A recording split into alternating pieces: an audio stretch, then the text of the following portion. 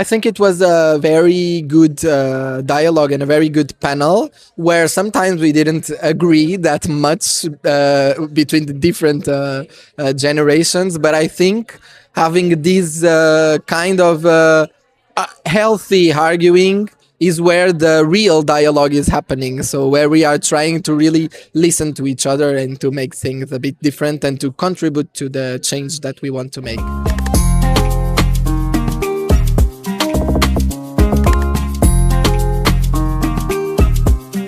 I remember European Heritage Label, not from the beginning, from the 2015, but let's say around 2018 and 19.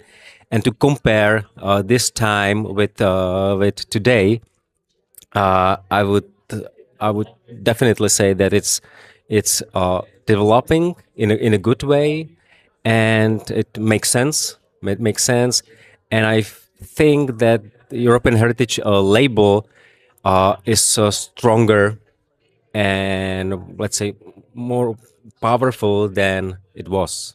In a world of turmoil that we are living in, respect and I believe this coexistence is a very important point. And I think it was also a point in Europe where you have different cultures coexisting in the same, let's say, unity.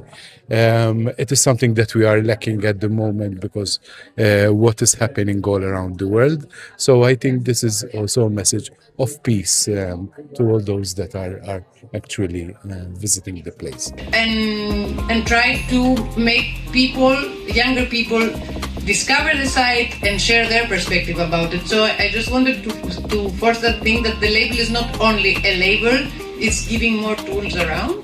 I think it's very important to get the message across different age groups, especially for the young people, to understand the significance and importance of EHS sites, to get to know about them, to learn, to grow, and to share experiences. I think by joining the European Heritage Label family, it is opening up also different aspects and perspectives to particular sites.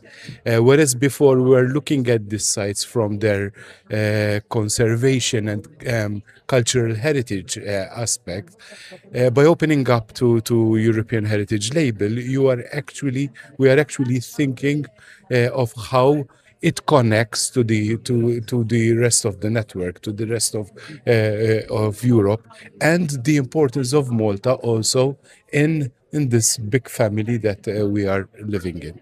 Many times we don't know if it's European or not, and in my personal opinion, we should consume way more European culture, and we should be more attached to European culture itself. So I think that the European Heritage Label is a great idea to promote sites that could promote European identity and culture. It's actually what makes Europeans very special, the richness of culture, our common history.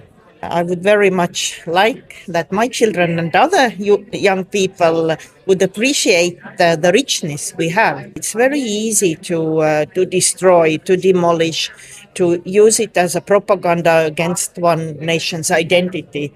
So I think we should celebrate and appreciate what we have. Because we believe that shaping young people in culture and in appreciation of arts is one of the most important and crucial goals of the museums and galleries.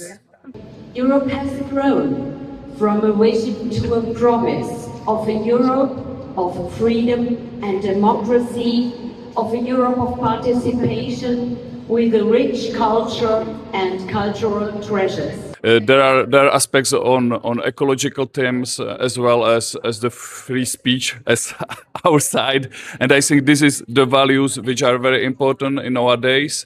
So it is not only something historical, but it's still very relevant.